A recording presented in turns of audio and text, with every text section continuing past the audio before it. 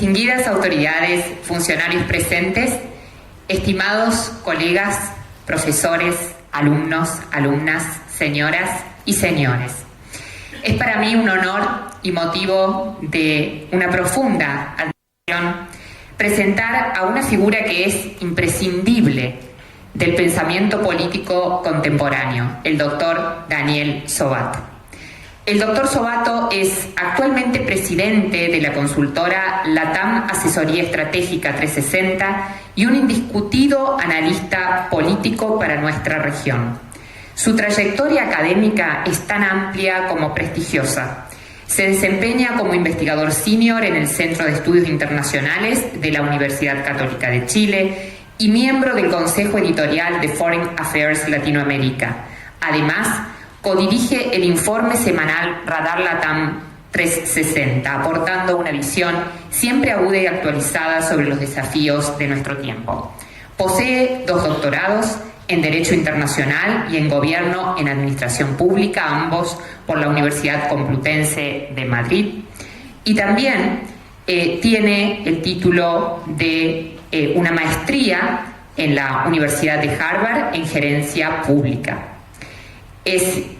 También posee una maestría en diplomacia en la Escuela Diplomática del Ministerio de Asuntos Exteriores de España y es abogado y licenciado en Ciencias Políticas y Relaciones Internacionales por la Universidad Nacional y Católica de Córdoba, respectivamente. En el ámbito internacional ha sido Global Fellow y miembro del Consejo Asesor del Programa para América Latina del Woodrow Wilson International Center for Scholars en Washington, D.C. y miembro del Consejo Asesor Internacional del Índice de Gobernabilidad para África de la Fundación Mo Ibrahim.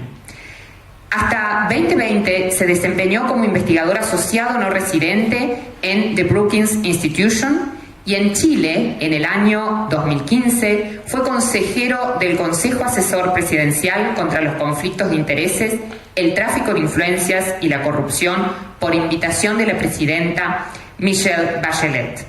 Su trayectoria institucional incluye también haber sido director regional para América Latina y el Caribe de IDEA Internacional y director adjunto del Instituto Interamericano de Derechos Humanos. El doctor Sobato asesoró en más de 25 procesos de reforma política, electoral y constitucional en nuestra región y fue secretario ejecutivo del Protocolo de Tikal, miembro fundador y secretario ejecutivo de los protocolos de Quito y Uniore y presidió, coordinó, participó en más de 90 misiones de observación electoral en Latinoamérica. Como analista y conferencista internacional, su voz es altamente escuchada y respetada en principales medios.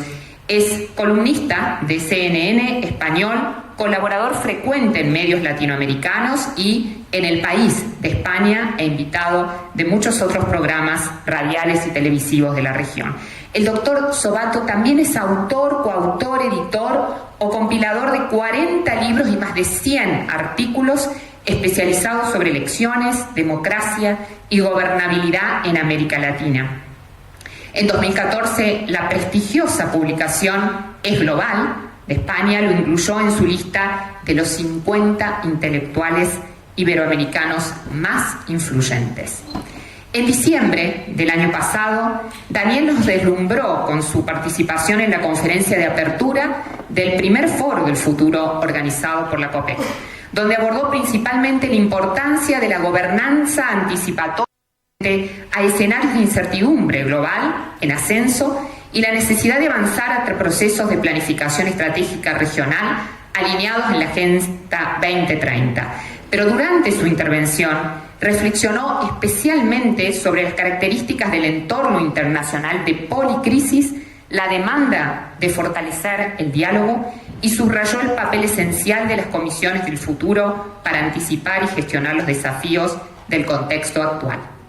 Hoy, nuevamente tenemos el enorme privilegio de recibir a Daniel Sobato en el segundo foro, donde nos ofrecerá su ponencia El tablero global y el escenario político electoral latinoamericano, un tema de máxima relevancia ante los profundos desafíos y cambios que están transformando nuestro tiempo. Sabemos que su análisis riguroso y su amplia experiencia internacional serán de enorme valor para toda la comunidad aquí reunida. Por eso, celebramos y agradecemos profundamente la valiosa presencia del doctor Daniel Sobato en Córdoba, porque su mirada experta y su compromiso con la excelencia intelectual y la democracia enriquecen de manera excepcional a nuestra comunidad académica, política y a todos los cordobeses, invitándonos a pensar y actuar los desafíos que nos plantean el contexto actual y el futuro de nuestra Córdoba.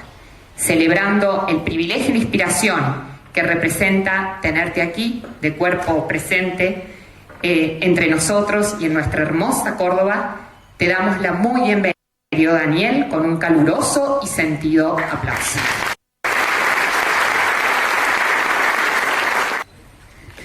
Wow. Buenos días a todas y todos. Un verdadero placer, un privilegio poder estar aquí con todas y todos ustedes. Un saludo muy especial y un agradecimiento por las cálidas palabras a mi querido amigo, distinguido colega, al actual presidente del COPEC, el querido Emilio Graglia, y a todas las autoridades del COPEC que le acompañan hoy, a las autoridades de la Universidad del siglo XXI, a través de las funcionarias y funcionarios académicos que están hoy presentes. Les ruego que, si no tengo la oportunidad y el placer de poderle dar un afectuoso saludo personal a Juan Carlos Rabat y a María Belén, por favor lo hagan en mi nombre. Me hubiera gustado, me hubiera sentido particularmente privilegiado de poder saludarles. A las autoridades de la legislatura provincial, doña Nadia, quien tuvimos el privilegio de ver en varias ocasiones, y felicitaciones. La Comisión de Futuro de la Legislatura de Córdoba es la primera y la única que existe a nivel subnacional, así que un motivo de particular orgullo para todas y todos los cordobeses de esto, y en gran medida el impulso de Nadia ha sido fundamental en este sentido. A las autoridades de otras universidades que están aquí presentes, a mi querida amiga Mónica, la decana de la Facultad de Ciencias Políticas y Relaciones Internacionales de la Católica, una de mis almas mater. Un saludo muy especial también a todas y todos ustedes. Veo muchos policías, así que voy a ser muy cuidadoso a la hora de poder expresar mis comentarios para no tener ningún tipo de problema al final, pero es un verdadero placer, como aquí fue dicho, y vamos a analizar con más detalle. Claramente el tema del crimen organizado se ha constituido lamentablemente en el principal riesgo político de la región, y además la principal amenaza para la gobernanza y la gobernabilidad democrática, así que es realmente satisfactorio poder tener la compañía de ustedes. Y obviamente de manera especialísima quiero nombrar, agradecer a dos queridísimos amigos, pero también que son no solamente dos eximios juristas, uno en el derecho administrativo, otro en el derecho constitucional.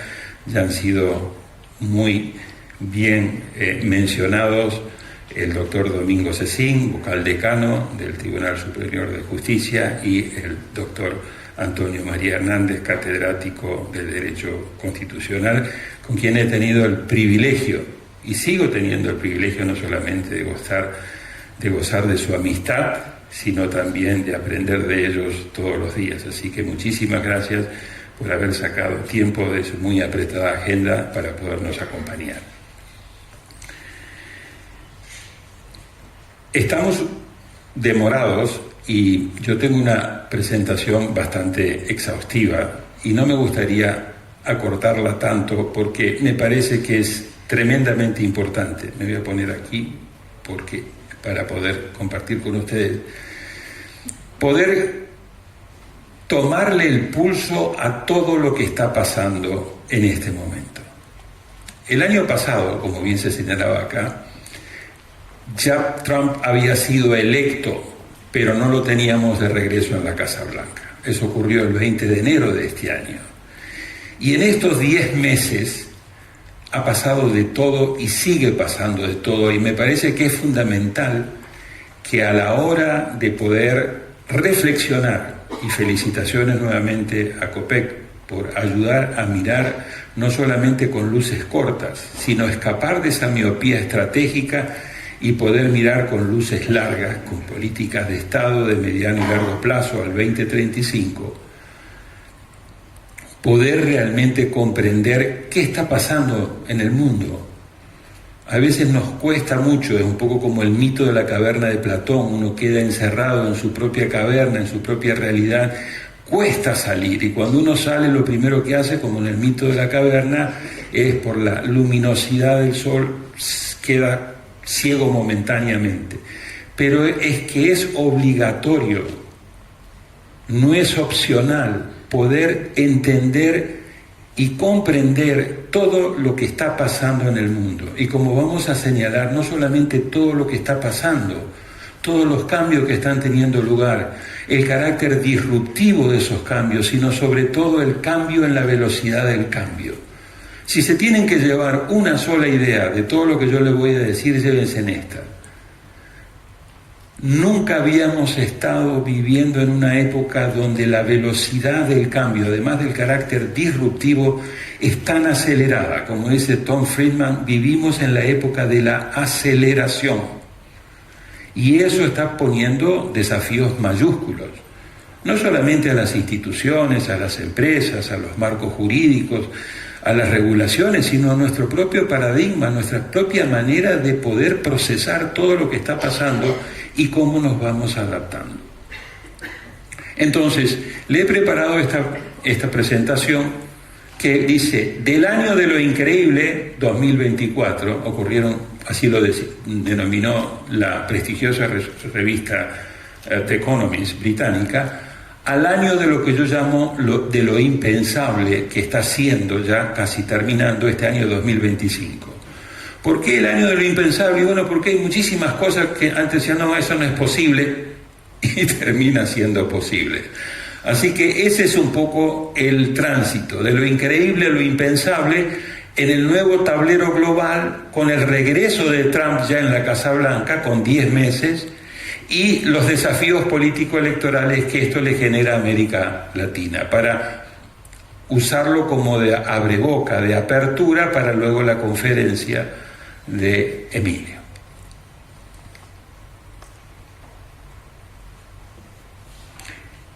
Ok, perfecto.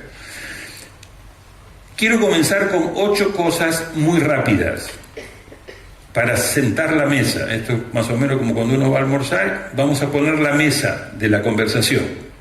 Lo primero y más importante, 2025, un año marcado a nivel global por la geopolítica, más caliente que nunca, por el proteccionismo comercial, lo estamos viendo con Trump, y por el debilitamiento del multilateralismo, lo mencionó Paulina de pasada y después vamos a poder profundizar. Segundo, el regreso de Trump, pero este es un Trump 2.0, este es un Trump recargado, no es el Trump del 2016 al 2020, que de una manera u otra estaba rodeado de personas que le decían, usted no puede hacer esto, usted no puede hacer esto, usted no puede hacer esto. Este es un Trump recargado que además tiene hasta noviembre del año que viene mayoría en ambas cámaras del Congreso. Es una suerte de, vamos a ver, de presidencia imperial.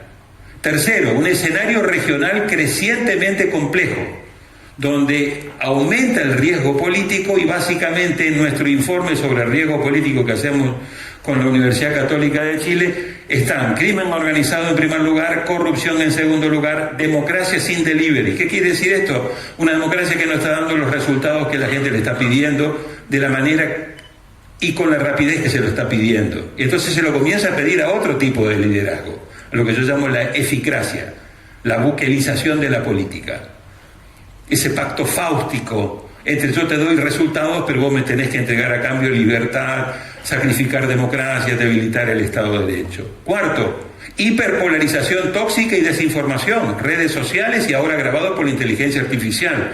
No solamente los fake news, sino los deepfakes, que están siendo mucho más graves que lo que tenemos acostumbrado. Y el tema migratorio, un tema migratorio muy complicado, acá ya se señalaba, pero que en nuestra región no solamente va ahora de sur a norte, sino que también comenzamos a ver de norte a sur. Y esto tiene implicaciones fundamentales, no solamente de carácter humanitario, sino desde el punto de vista de las remesas. En varios países de la región las remesas constituyen el 20% de los ingresos que reciben los países. O sea, se obtienen más ingresos exportando gente que exportando materias primas o exportando manufactura o exportando servicios. Cuarto, en América Latina vamos a tener el inicio de un nuevo super ciclo electoral. Esto quiere decir que entre el 2025 y el 2027 va a haber 11 elecciones presidenciales. 2 de ellas ya tuvieron lugar, en Ecuador 1 y en Bolivia la otra. Se vienen 2 ahora, Chile y Honduras, y luego vamos a tener 4 el año que viene, y luego 3 en el año 2027. Esto lo vamos a ver con más detalle. Esto puede traer una reconfiguración muy importante del escenario político electoral, particularmente en América del Sur. 5. La competencia entre Estados Unidos y China en América Latina le está agregando mucha tensión y complejidad, tanto a nivel regional, una región que no termina de ver cómo se acomoda frente a la presión de Estados Unidos, de China fuera, y la presión de China diciendo, sí, si yo me voy fuera, pero tú envías el 38% de tus exportaciones a mi mercado, caso Brasil, o 36 o 37% caso Chile. Así que no es tan fácil decir China fuera, además de las inversiones, etcétera. 6. La fragmentación y polarización regional dificulta el diálogo y la cooperación, debilitando la influencia de América Latina en el escenario internacional.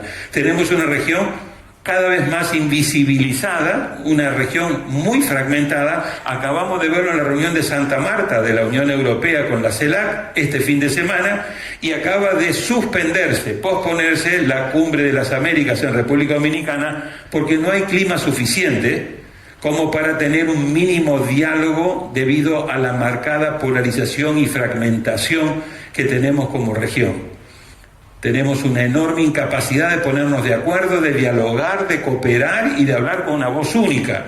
Y eso obviamente en un mundo que se está reconfigurando geopolíticamente nos quita valor, nos quita fuerza. 7. La combinación de factores internacionales más los regionales, más los nacionales, vuelve la gobernanza y la gobernabilidad crecientemente compleja. Y finalmente, 8, pese a todo ello, la región América Latina tiene importantes activos en el tablero global, que si son bien aprovechados por el liderazgo, podemos convertir a América Latina de una región problema a una región solución. Acá se ha dicho, no tenemos conflictos interestatales, somos una zona sin armas nucleares, pero tenemos muchas otras cosas. Tenemos agua dulce, tenemos litio, tenemos oxígeno, tenemos en este momento la COP30 en la Amazonas discutiendo el tema de la protección del cambio climático. Me parece importante que en el caso de Córdoba, además de desarrollada, además de segura, además de que sea sostenible ecológicamente, hay que ir metiendo en el software de la provincia la gran importancia que tiene la protección del medio ambiente. Ese es un tema central para una provincia como Córdoba, que en algún momento puede llevarse sustos muy grandes, más de lo que ya haya llevado, no solamente por el tema de sequía, sino por el tema de incendios. Lo estamos viendo cómo el tema ambiental está generando problemas crecientemente desafiantes en materia de la gobernanza climática. Además del otro tema que vamos a ver, que es el tema de cómo nos insertamos de manera inteligente y estratégica en la inteligencia artificial para evitar un colonialismo digital. Aquí no hay opciones, o vos te pones las pilas y competís, o terminás siendo una colonia digital. Y este es un gran tema en el cual la provincia está ya poniendo su apuesta, pero creo que tiene que reforzar. Bien, si esta es la mesa, entonces esta es la sopa de letras. Cuando uno habla con los políticos, con los colegas, analistas, etc., la palabra central que define este momento es incertidumbre. Y aquí yo rearreglé la frase de José Ortega Gasset que decía: no sabemos lo que nos pasa y eso es precisamente lo que nos pasa. Y yo digo, nos cuesta ver lo que está pasando y eso es precisamente lo que nos pasa. Este enorme nivel de incertidumbre, de complejidad y de volatilidad hace que nos cueste mucho poder entender lo que está pasando. Y lo vamos a ir viendo porque esto a su vez está acelerado por el estilo de inundar la zona, como Steve Bannon le recomendó al presidente Trump, de mandar noticia tras noticia tras noticia, yendo para un lado, yendo para el otro, te pongo los aranceles, te quito los aranceles, te pongo el 50, te lo bajo a 30, ahora te lo bajo al 10. Es decir, este permanente, continuo bombardeo de noticias, entonces genera este nivel de incertidumbre y este nivel de dificultad de entender lo que está pasando. Lo que les quiero proponer es un recorrido muy rápido.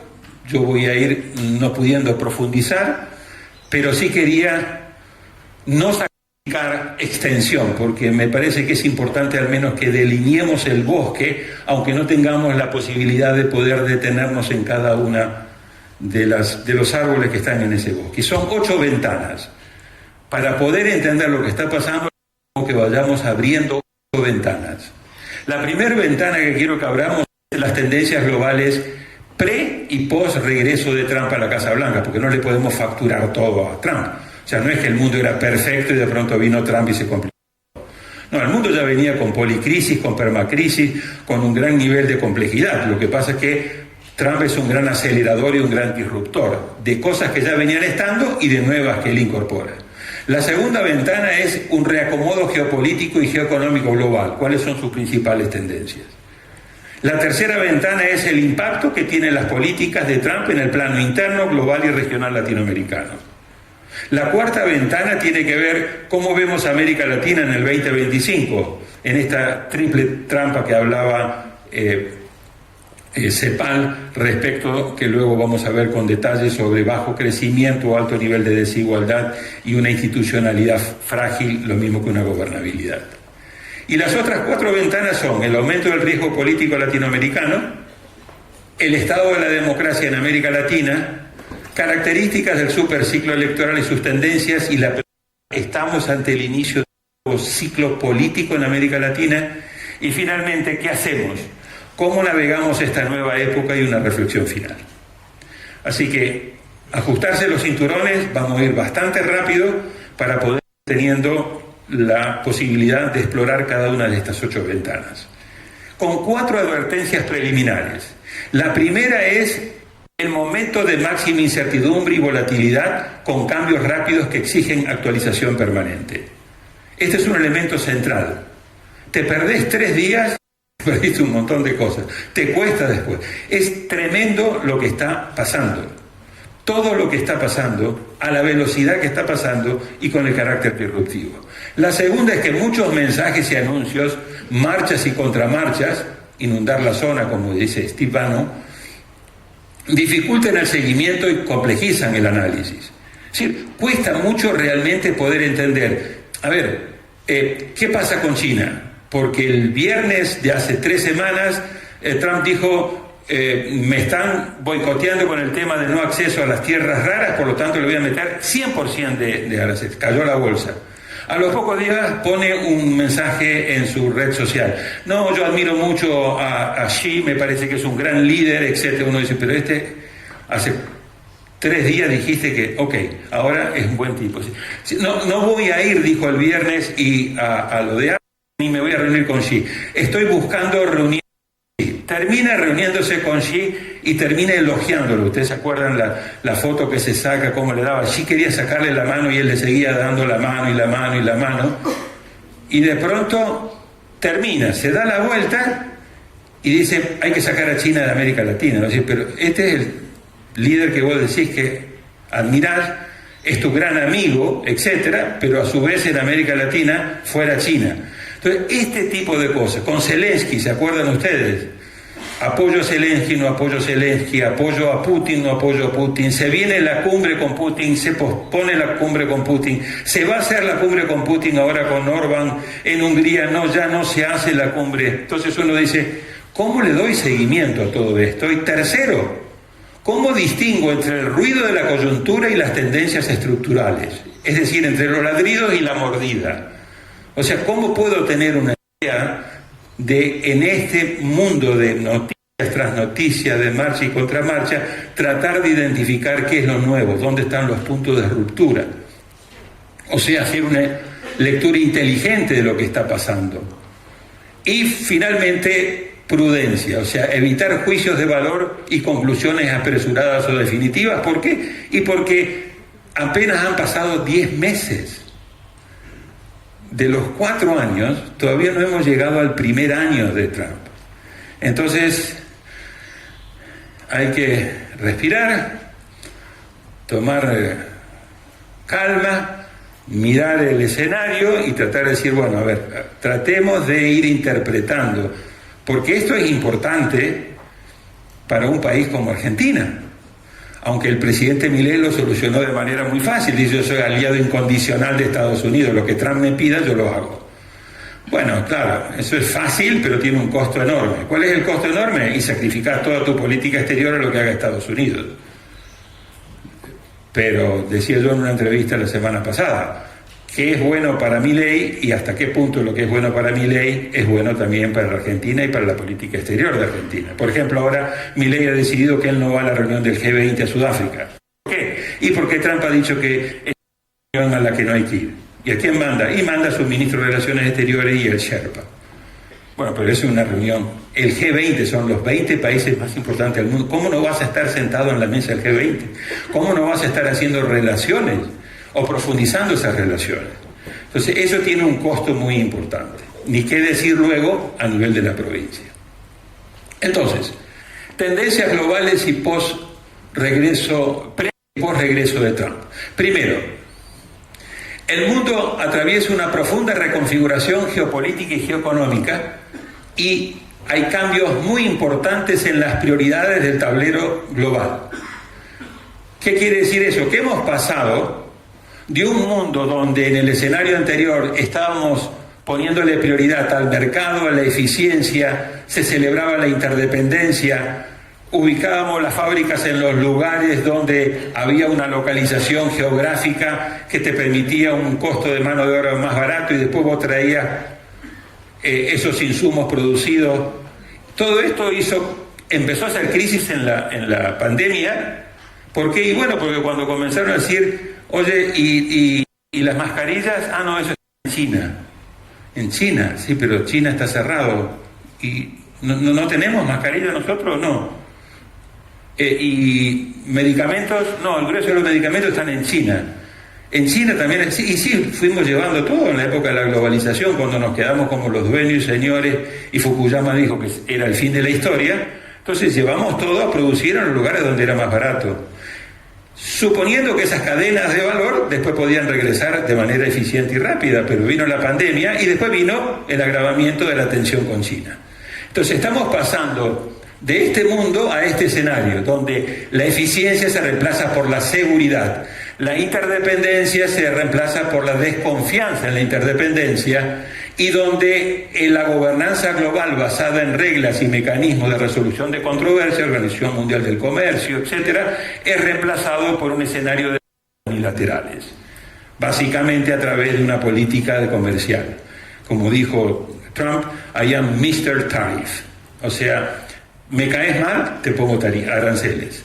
No querés hacer lo que quiero, te pongo aranceles. Utilizar los aranceles no como instrumento económico, sino como un garrote en materia de política exterior. Segundo, estamos transitando de un escenario internacional que llamamos VICA, o en inglés, a un escenario que llamamos FAMI. ¿Y cuál es ese escenario? Bueno, el escenario VICA es que decía, el mundo es volátil, es incierto, es complejo y es ambiguo. Y con esas 4 cosas te las tenés que arreglar. Pero ahora, en lugar de ese escenario VICA, tenemos un escenario BANI en inglés o FANI en español, que es frágil, hay mucho nivel de ansiedad, no es lineal, va y viene, y es totalmente incomprensible. Y esto dificulta aún más la capacidad de poder tomar decisiones y gobernar en estos escenarios.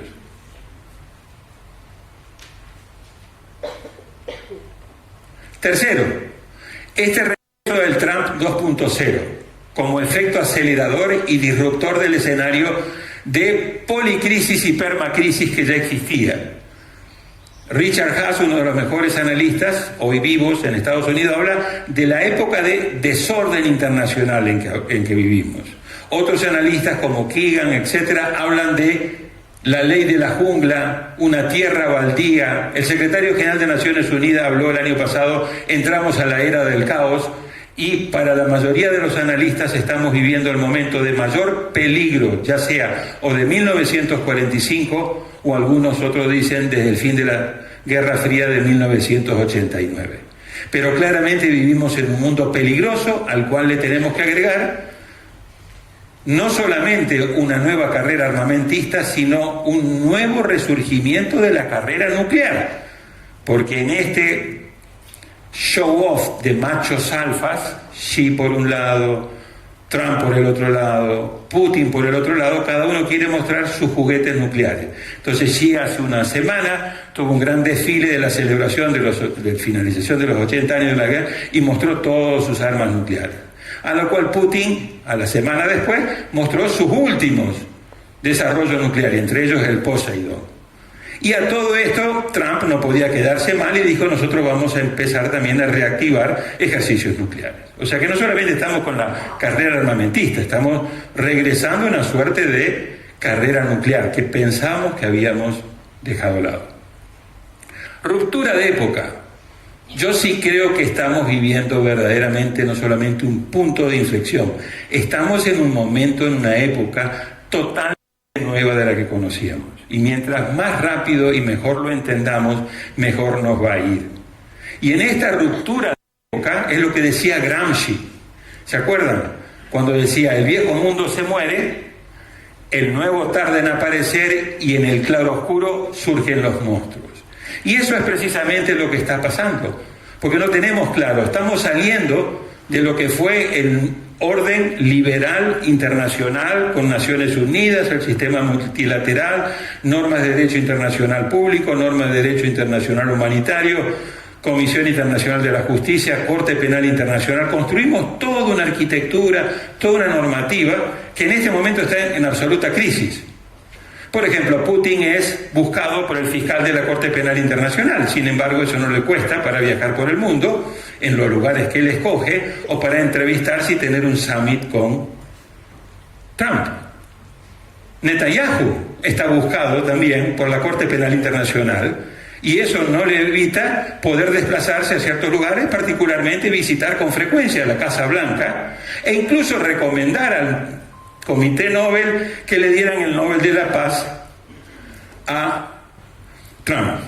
Esto es lo impensable. Un perseguido por el fiscal penal internacional por crímenes de guerra visita la que hace poco era supuestamente una de las mejores democracias del mundo, se reúne con su presidente y le dice al Comité Nobel noruego: recomiendo a este señor para que le den el premio Nobel de la Paz.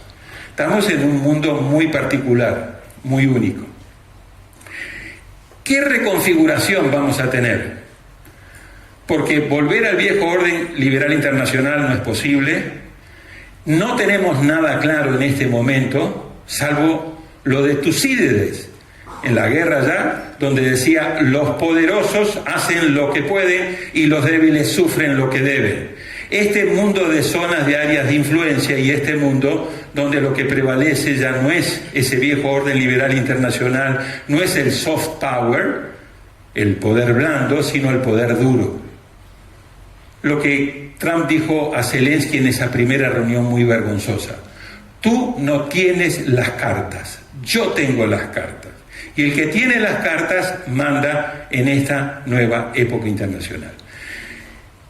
Todo esto agravado por lo que nos comentaban, que es el debilitamiento marcado del multilateralismo, que ya venía debilitado, pero que ahora está bajo fuerte ataque, con lo que decíamos. Sexta, la fragilidad del multilateralismo se ve agravado por una crisis de leadership. Poquito antes de morir, casi 2 años antes, Kissinger escribió uno de sus mejores libros precisamente sobre el tema del liderazgo y dijo: este mundo tan complejo, tan violento, todavía no había regresado Trump. Este mundo tan complejo, tan violento, tan incierto, se agrava porque tenemos una institucionalidad multilateral que no está a la altura de los desafíos y obviamente con un nivel de liderazgo que en muchos casos tampoco está a la altura del desafío. Nunca el mundo había estado gobernado, este mundo nuestro, por machos alfas, casi todos mayores de 70 años, casi todos con muchos años en el gobierno. Ahí tienen a Trump, por encima de los 70, casi 80. Tienen a Xi, tienen a Putin, tienen a Modi en India, tienen a al-Sisi en Egipto, tienen a Erdogan en Turquía, y así podríamos seguir. Tienen a Lula en Brasil, que va a buscar su 4º mandato. Entonces, cada uno con sus diferencias, cada uno con sus estilos, pero tenemos este set de líderes globales y regionales con un perfil muy determinado, donde en la mayoría de los casos, no en todo, cada uno quiere ejercer poder duro en su área de influencia y bilateralizan la negociación. Nos vamos a poner de acuerdo. El secretario general de Naciones Unidas no forma parte de esas convenciones ni de esas reuniones. Nos vamos a poner de acuerdo entre tú y yo y vamos a ver cómo arreglamos esto. Y después me voy a poner de acuerdo con Putin, y después me voy a poner de acuerdo con Modi, y después me voy a poner de acuerdo. Pero son reuniones bilaterales. Es eso, el carácter transaccional. 7 megatendencias que suman aún mayor complejidad, que son estas: ese profundo reacomodo geopolítico y geoeconómico, una recesión democrática global que es agravada por la polarización, la desinformación y por el avance del autoritarismo. Este es un tema tremendamente importante a tomar en cuenta. Este es el índice de The Economist, de la unidad de inteligencia, y ustedes ven cómo a partir del año 2006, salvo un breve repunte en 2014-2015, el apoyo en términos de calidad de la democracia, de número de democracias que se refleja en esta otra carta, ha venido cayendo. Estamos no en una contraola en términos de Samuel Huntington, pero sí en lo que el profesor de Stanford, Larry Diamond, ha llamado una grave recesión democrática, donde democracias liberales solamente el 6.6% de la población del mundo vive en ellas, en democracias defectuosas el 38%, pero luego regímenes híbridos 15% y regímenes autoritarios 39-40%, o sea, casi un 55-56% de la población del mundo hoy vive en países que no son democracias. Si en lugar de The Economist usáramos la tabla de Videm de la Universidad de Gotemburgo, el dato sería incluso peor, porque para Videm ellos señalan de casi el 70% de la población del mundo vive en regímenes autoritarios o en autocracias electorales. Entonces, aquí tenemos claramente malas noticias. También el tema de la crisis del capitalismo democrático y la necesidad de reinventarse. Si estamos cambiando los métodos de producción, si la inteligencia artificial está generando una aceleración muy importante, claramente esto repercute. Ustedes han visto cómo no hay tiempo para abordar, pero se los dejo para que lo profundicen. El tema del papel creciente y del poder creciente que tienen los tecnovarones, el tecnofeudalismo, ¿ok? Es decir, las 7 principales empresas, Meta, Google, etcétera, que son a su vez las que están generando este crecimiento. Algunos dicen absurdo, otros dicen que no es absurdo, algunos dicen que es una burbuja, otros dicen que no es una burbuja, de los 3 principales índices, particularmente del Nasdaq y sobre todo del S&P 500, que está batiendo récord día tras día, y todo el mundo dice, se va a pinchar la burbuja, se va a pinchar. Pues estamos en el momento de mayor peligrosidad, solamente superado por la crisis de 1929 y por la crisis de la burbuja de Atacón. Competencia por tierras raras y minerales estratégicos. Tierras raras es una palabra rara que hasta hace 2 años nadie tenía idea de que había tierras raras. Pero claro, si todo lo estamos llevando a la tecnología hay cierto nivel de minerales y de tierra rara que hacen falta para poder producir computadoras, teléfonos, armas, aviones, los F-35, etc. Y el grueso de esas tierras raras las tiene China. Y ese fue el gran elemento que China utilizó en la pelea comercial con Trump. Trump vociferaba, gritaba y todo, y Xi le dijo, perfecto, boicota tus tierras raras. Y eso obligó, aunque Trump después lo presentó como un gran éxito de él, pero obligó a ir al pie allí, ahora en la reunión reciente en Asia. Pero el tema de tierras raras es fundamental. Es la carta que está usando Lula para negociar en parte con Trump, porque claro, si tiene la ventana bastante complicada de China, tiene una ventana muy importante de Brasil. Los cambios demográficos. Me encantaría poder... Le voy a pedir a la gente sepa que por favor lo haga. Nunca habíamos tenido una sociedad como la que tenemos ahora. Viejitos como yo, casi 70 años, que no se quieren morir. Y queremos a los 75, queremos a los 80, queremos a los 85, etc. Nos tienen que seguir pagando pensiones, nos tienen que seguir dando salud pública, nos tienen que seguir de una manera u otra entreteniendo para que no nos deprimamos, etcétera, etcétera. Todo ese sistema no estaba concebido para gente que vive hasta los 85 años. Y si seguimos así, vamos a vivir varios años más. Y en el otro extremo, tenemos toda esta nueva generación, particularmente la generación Z, que está haciendo un gran nivel de desorden en muchos países. Tumbaron un primer ministro en Nepal, tumbaron otro primer ministro presidente en Madagascar, tumbaron a alguien que ya estaba prácticamente tumbada, que era la presidenta Boluarte en Perú. Es decir, muchachos que están diciendo, esta sociedad tal como está concebida no me sirve. No tengo posibilidades, no tengo movilidad social ascendente, el costo de vida no es affordable, que fue la gran palabra, ¿no es cierto?, que le permite a ganar la elección en Nueva York. O sea, el tema del affordability. ¿Cómo puedo yo vivir? Porque además no tengo muchas opciones de empleo, etc. Entonces, esto estamos viendo, en ciertas sociedades y en ciertos países prevalece más la gente mayor y están teniendo problemas de reemplazo con gente más joven. Por eso el tema migratorio, bien manejado, puede ser una solución. Pero en otras regiones, África, el 60% de la gente que vive en África tiene menos de 25 años.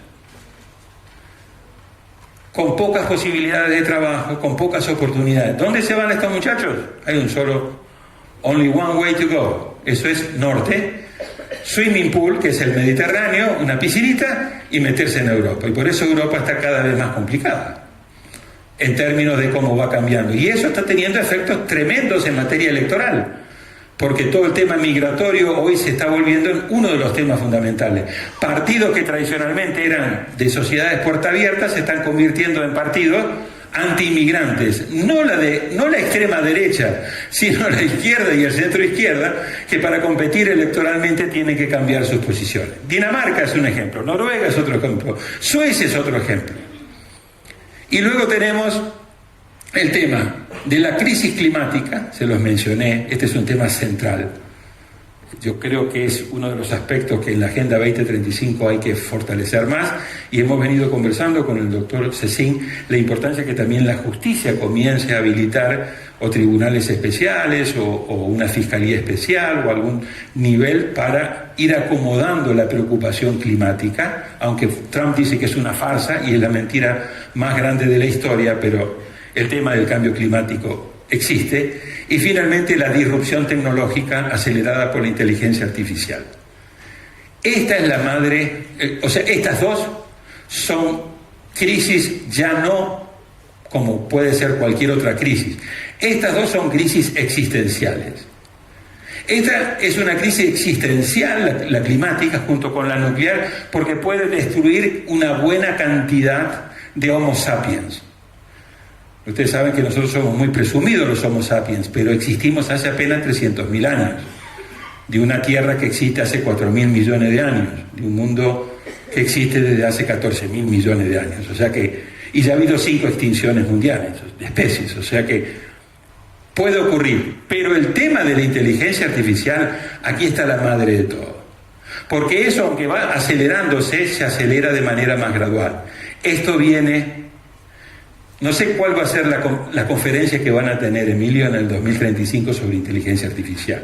No sé cuál va a ser el mundo, pero si las proyecciones que dicen son ciertas, en 3 a 5 años hay superinteligencia artificial. Y cuando haya superinteligencia artificial, el gran tema es quién controla a quién. Entonces, no tenemos tiempo, pero acá hay un capítulo fundamental. Ese es central, pero este es la madre de todos los temas. Y si no nos ponemos las pilas, es el colonialismo digital. Esta es una de las ironías que estamos viendo. Esta es una de las ironías que estamos viendo. Miren cómo el nivel de incertidumbre se ha disparado. Es la línea roja. Y miren cómo el nivel de conformismo se mantiene. ¿Se acuerdan lo de la rana que la comienzan a cocinar a fuego lento? Bueno, eso nos está demostrando que acá hay algo que no está cerrando.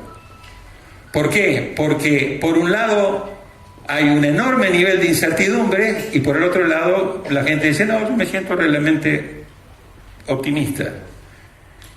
Y la proyección reciente de octubre del Fondo Monetario Internacional dice, pese a todo lo que pensamos que íbamos a tener negativo con la política de aranceles, etcétera, de Trump, fíjese, la proyección de crecimiento del mundo va a estar en 3.2 respecto del 3.3 del 2024. En América Latina 2.4 respecto del anterior 2.4. La única economía que cae un poquito más es la de Estados Unidos. Entonces, acá hay algo que no cierra. Y las bolsas en Estados Unidos están en récord histórico. El oro está en récord histórico. El Bitcoin, aunque ahora cayó, está en récord histórico. Hay un FOMO, Fear of Missing Out. O sea, el miedo de quedarte fuera de esta fiesta, y entonces la gente sigue metiéndole plata. ¿Por qué? Porque está creciendo. El tema es, ¿qué tan sostenible es esto?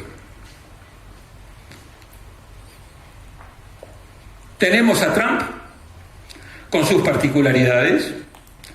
En una entrevista de abril le dijo a Atlantic, en el primer gobierno yo manejaba Estados Unidos y me tenía que cuidar, pero en esta segunda administración yo dirijo el país y el mundo. Tiene esa ambición Trump.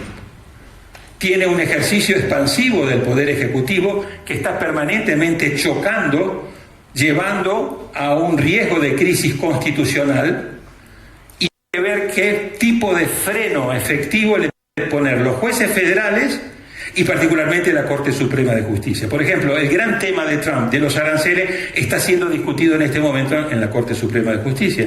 Y la Corte Suprema de Justicia es la que va a tener que determinar si Trump tiene facultades para la acta de emergencia en materia económica o si Trump no tiene esas facultades, con lo cual tiene que regresar al Congreso, con lo cual toda su política comercial se caería. Y él dijo, este es un tema de vida o muerte.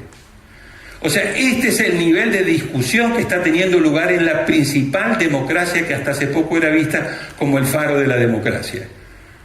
Con un renacer del Partido Demócrata, que hizo unas muy buenas elecciones hace una semana, pero que ayer 6 demócratas traicionaron la línea del partido y le dieron el apoyo a los republicanos y se volvió a abrir el gobierno, que estaba cerrado.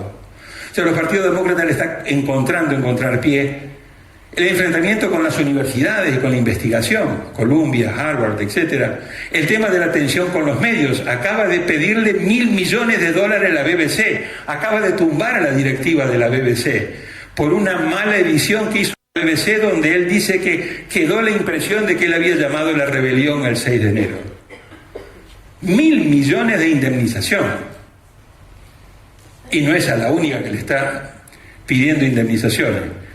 En la opinión pública le está yendo muy mal. 59% no está de acuerdo con lo que está haciendo, particularmente porque la economía no está resultando, particularmente porque la inflación no está cayendo, y un 38-39% lo apoya.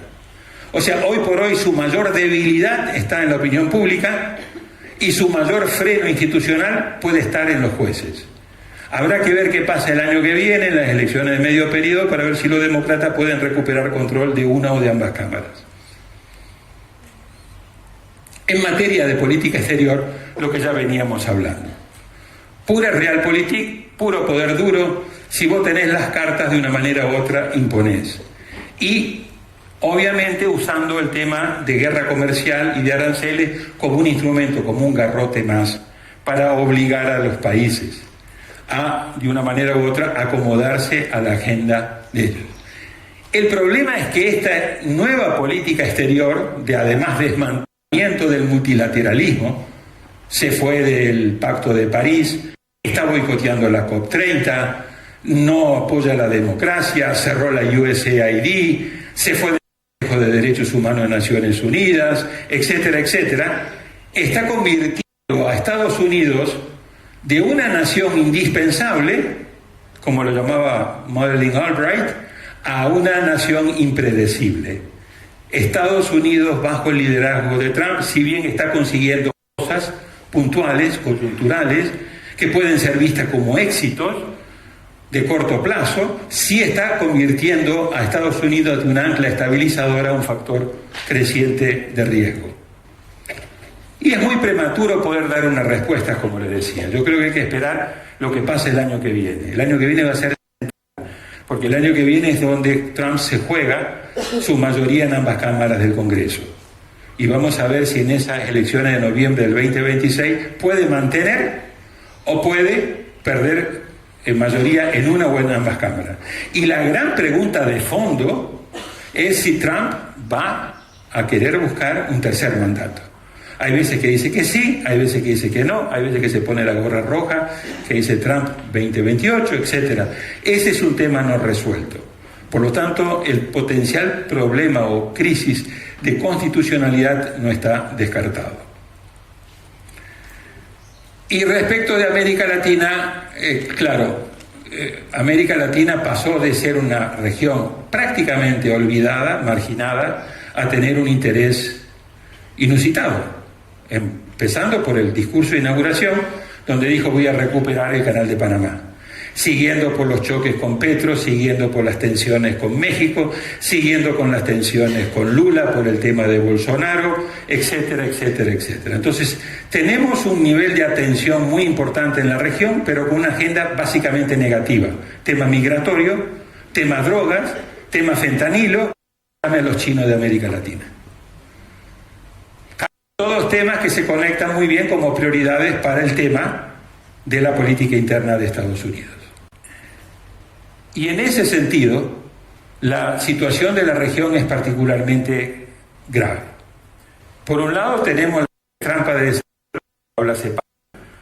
Seguimos siendo de crecimiento mediocre, estamos creciendo al 2, 2.2, 2.4, imposible poder revertir los niveles de pobreza y desigualdad. Tenemos alto nivel de desigualdad, tenemos todavía un tercio de la gente de América Latina, 27-28% viviendo en pobreza, tenemos altísimo nivel de informalidad, sobre todo el tema dificultad de crear empleo de calidad, y tenemos una institucionalidad muy débil y una gobernabilidad muy frágil. Con el riesgo político en aumento, como hablábamos, con una democracia bajo presión, con indicadores de cultura política preocupantes, particularmente el tema de que el 53% de la población latinoamericana dice no me importaría un gobierno no democrático si me resuelve los problemas y me da resultados. Guárdense en esta idea. No me importaría un gobierno no democrático siempre y cuando me resuelva mis problemas y me dé resultados. Eso es lo que yo llamo eficacia, el modelo de la buquelización de la política. Un escenario regional polarizado y fragmentado y una ventana de oportunidad, como decíamos, que si el liderazgo de América Latina lo sabe aprovechar, América Latina tiene muchos activos para realmente ayudar a la región a convertirse de una región problema, que somos los que mandamos los migrantes, que somos los que mandamos la droga, que somos los que contaminamos, a una región solución. Pero para eso va a requerir lo que vamos a ver a continuación. Fíjense en ustedes, esto no es un electrocardiograma, eso es la volatilidad del crecimiento económico en América Latina dependiente básicamente del factor externo. Entonces ahí tenemos un problema serio, pero en declive, porque si ustedes ven, en la década de 1950 al 79 crecíamos al 5.5% y en la última década crecimos al 0.9%. Si ya llevamos 2 décadas perdidas en términos económicos, la del 80 alrededor del 2% y esta más reciente, el 2014-2023, y a cómo vamos a seguir arriesgando a tener una tercera década perdida en términos económicos. Lo que decíamos de pobreza y desigualdad, los indicadores de gobernabilidad del Banco Mundial, todos de muy baja calidad, los 5 riesgos políticos, el de la inseguridad, el crimen organizado, el narcotráfico, lo acabamos de vivir, 121 delincuentes muertos en Río de Janeiro, alrededor, según los datos oficiales, el 80% de esos 121 tenían antecedentes penales. Un nuevo problema en las cárceles de Ecuador, 32 muertos. O sea, no solamente tenemos un problema de delincuencia, tenemos un problema también en las cárceles, que son verdaderas escuelas de delincuencia, con hacinamientos, etcétera. Ese es un problema. Presos sin condena, casi el 60-70% de nuestros presos no tienen condena. Entonces hay problemas serios. Aumento de corrupción estructural, aumento de flujos migratorios, democracia sin delivery y el tema de la contaminación informativa y la polarización. El crimen organizado, riesgo número 1. Tenemos el Estado de Derecho en América Latina. Tenemos el problema de estancamiento en materia de corrupción. Y tenemos un problema serio en materia de democracia. Este es el 9º año consecutivo que la calidad de la democracia, de acuerdo al índice de The Economist, sigue cayendo. Es la región que más deterioro democrático ha tenido. Tenemos un cuadro heterogéneo, como también lo tenemos en economía. Tenemos 2 democracias plenas, Uruguay siempre, Costa Rica que entra y sale, Chile que entra y sale. Tenemos 6 en el índice último, democracias defectuosas, ahí está Argentina, Brasil, Chile, Colombia, Panamá y República Dominicana. Pero después tenemos los regímenes híbridos. Regímenes híbridos son más o menos como el purgatorio de la democracia. Dejaste de ser democracia, pero todavía no sos gobierno autoritario. Son 8, más los 4 regímenes autoritarios. Si sumás, prácticamente más de 2/3 partes de la región de América Latina ha dejado de ser democracia. Gerald Ford a las costas de Venezuela para seguir bombardeando lanchitas. Ya llevan 18 lanchas y unas 70 personas. Ahí viene un intento de cambio de régimen. Y esas consecuencias obviamente son muy importantes para la región. El apoyo a la democracia sigue estando alrededor del 48, 50, 52%. No es malo, pero tampoco es bueno. Está bastante estancado y está muy por debajo de los niveles de 65% que tuvo años atrás. El nivel de satisfacción con la democracia es muy bajo, 33%, y el nivel de insatisfacción con la democracia es muy alto, 65%. Y esto es lo que le decía, entre el 53 y 54% dice no me importaría un gobierno no democrático si me resuelve el problema. Y esto está instalado en todos nuestros países, incluido la Argentina. Y sobre todo está instalado en los grupos etarios más jóvenes. La gente más joven tiene mayor tendencia a tolerar niveles autoritarios si le resuelve sus problemas. Entonces, estamos ante el inicio de un nuevo superciclo electoral en estas condiciones. Y hemos visto, por un lado, la elección en Ecuador, donde el presidente Noboa fue reelecto, y hemos visto la elección en Bolivia, donde después de 20 años el MAS fue derrotado de una manera catastrófica, con la alternancia que se abre en el caso de Rodrigo Paz en Bolivia. Pónganle en lupa la pelea de Rodrigo Paz con su vice, que ya está prácticamente instalada. Ahí va a haber una fuerte tensión. Y las otras elecciones son estas. En el 2025 queda la de Chile, donde probablemente va a haber un cambio hacia la derecha. No se sabe cuál derecha, si la de Kast, si la de Matei o si la de Kaiser.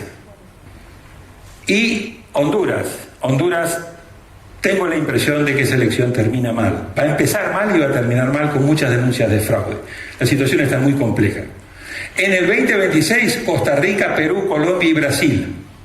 Y en el 2027, Guatemala, El Salvador y Argentina. O sea que si agarramos Argentina, Brasil, Colombia, Perú, le sumamos Bolivia, Ecuador, Chile, 7 de las 11 tienen en América del Sur. O sea, estamos ante la posibilidad de una verdadera reconfiguración del ciclo político latinoamericano. No tengo tiempo para ir en esto, pero claramente, como ustedes ven, América Latina ha venido teniendo diferentes ciclos y yo creo que estamos ante las puertas de un nuevo ciclo político electoral que yo llamo con tendencia hacia el MALGA. Así como está MAGA, Make America Great Again, está MALGA, Make America Latina Great Again, porque varios de los presidentes que ya están o pueden llegar a estar, están bastante más cerca de Trump, de Marco Rubio y del movimiento MAGA y de J.D. Vance. ¿Ok? Entonces, en este momento, América del Sur, que está más pivotando hacia el centro o centro-izquierda, podría terminar este superciclo con una América Latina más hacia el centro-derecha, derecha o extrema-derecha. Noboa en Ecuador, Peña en Paraguay, Milei en Argentina, alguien en Colombia de la derecha, alguien en Colombia en Chile, alguien de la derecha en Perú. Entonces puede venir una reconfiguración que tendría consecuencias geopolíticas muy importantes, además de económicas. Porque hay una cuestión muy importante a tomar en cuenta con Trump y con American First. A los enemigos los castiga despiadadamente, pero a los aliados, que yo llamo vasallos, y llamo aliados vasallos porque la relación es asimétrica entre él y Bukele, es asimétrica entre él y Milei, es asimétrica entre él y Peña en Paraguay. Cuando tiene que ayudarle, les ayuda. Solamente recibió a 2 mandatarios de América Latina, a Bukele y a Milei. Y cuando tuvo que salvar a Milei de la catástrofe electoral que se le anticipaba, no tuvo ningún reparo en poner al Tesoro de Estados Unidos a financiar la economía argentina, aclarando de que la ayuda no era para el país, sino que era para el presidente, y que si al presidente no le iba bien, esa ayuda no iba a ser tan generosa. De ese personaje estamos hablando, de esta coyuntura mundial estamos hablando. Y cierro con esto, lo que yo llamo, bueno, entonces, en latín, despelote mundial. ¿Qué hacemos? ¿Cómo gobernamos? Y yo tengo un decálogo de 10 cosas que le voy a decir muy rápidamente. Primero, hay que tener una sana dosis de paranoia. Yo a todo el mundo le recomiendo que cuando ustedes se levanten a la mañana, inyéctense en un poquito de estrés. Estar relajado en esta época es muy peligroso. Entonces, no se vuelvan muy paranoicos, pero que me están vigilando, parece ser que sí. O sea, pónganle un poquito de dinamismo. Segundo, hay que salir del área de confort. Business as usual no les va a resultar. Vivimos época de darwinismo social y económico. El que no se adapta de manera rápida se lo lleva puesto. Tercero, identifiquen lo nuevo, las rupturas, anticipen las tendencias y los escenarios, tanto los actuales como los emergentes. No hay vuelta al pasado, esto de que el pasado era mejor, no. Esto es hacia adelante de manera muy clara, muy estratégica, por eso gobernanza anticipatoria es clave.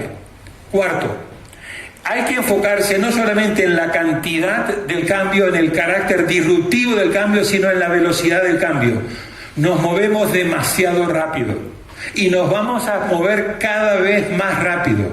Por lo tanto, celeridad para adaptarse al cambio, flexibilidad y entender los cambios son fundamentales para poder seguir existiendo. Si sos una empresa, si sos una institución, si sos un organismo internacional, lo que sea. Eliminen de su vocabulario, no, eso es imposible, eso no hay nada imposible. Reemplácenlo por, es altamente improbable, y prepárense. Puede ser altamente improbable, pero imposible no hay nada. Siguiente, diferencien los cisnes negros de los rinocerontes grises. Esto es decir, yo no puedo planificar porque me aparece un cisne negro. Sí, incluso si te aparece el cisne negro, vos podés tener ciertos escenarios como vas a responder, pero lo fundamental no son los cisnes negros, son los rinocerontes grises, lo que yo llamo el hígado graso. ¿Viste cuando vos vas del médico y dices, usted tiene el hígado graso? Sí, pero no tengo síntomas, etcétera. Haga ejercicio, coma más sano. No, porque la verdad que hasta que te agarra una cirrosis. Dice, a mí nadie me lo anticipó. Sí, te lo anticiparon, te dijeron que tenías hígado graso. Bueno, en la vida ocurre lo mismo en la gobernanza. Hay un montón de cisnes negros, de rinocerontes grises. Son amenazas visibles que subestimamos. Distingan amenazas tradicionales de las existenciales, lo que les decía, cambio climático e inteligencia artificial. Estas últimas tres me parece que son centrales. El cambio permanente exige un rediseño continuo, mejorar diagnósticos, acelerar respuestas, potenciar agilidad e innovación, mucha innovación, mitigar riesgos y amenazas, aprovechar oportunidades, aumentar competitividad y manejar, como aconseja COPEC, con luces cortas y con luces largas. No puede uno andar todo el día en la coyuntura. Claro, tenés que atender la coyuntura, si no te llevan puesto. Pero hay que incorporar el tema de la mirada estratégica. Hay que poner foco en lo posible más que en lo probable, nos decía Hirschman. Y eso es central. Lo probable es que sigamos jodidos, que esto no va a cambiar para bien. Pero dentro de lo probable, ¿qué es lo posible? ¿Dónde están los puntos por donde yo puedo? ¿Dónde están las puertas, las ventanas donde yo puedo meterme? Hay que exigirse. Y finalmente, el verdadero desafío es dejar atrás ideas viejas que ya no sirven. Y aquí cerramos. Esto decía Lord Keynes hace más de 70 años y me parece fundamental. Muchas veces la gente pone énfasis en ver cómo incorpora ideas nuevas, que está bien, pero yo digo, para poner ideas nuevas como en el closet, tenés que sacar las ideas viejas, esas telas de araña que hacen de que vos no puedas gobernar, no puedas leer la realidad de manera inteligente, de lo que está pasando ahora. Entonces, decía Keynes, la dificultad yace no en las nuevas ideas, sino en cómo escapar de las viejas ideas que se ramifican en cada rincón de nuestra mente. Y ese es un tema central. Acemoglu, que escribió Cómo mueren las naciones, o por qué fracasan las naciones, por qué fracasan los países, hicieron otro libro más reciente que se llama El pasillo estrecho. Y recordando el libro que acaba de publicar Emilio, hay mucho de razón en este aspecto. En realidad la política en nuestros días tiene este desafío que nos dice Acemoglu y Robinson. La política debe saber transitar con éxito ese pasillo estrecho mediante un equilibrio dinámico. ¿Por qué dinámico? Porque va cambiando de países y va cambiando de momentos.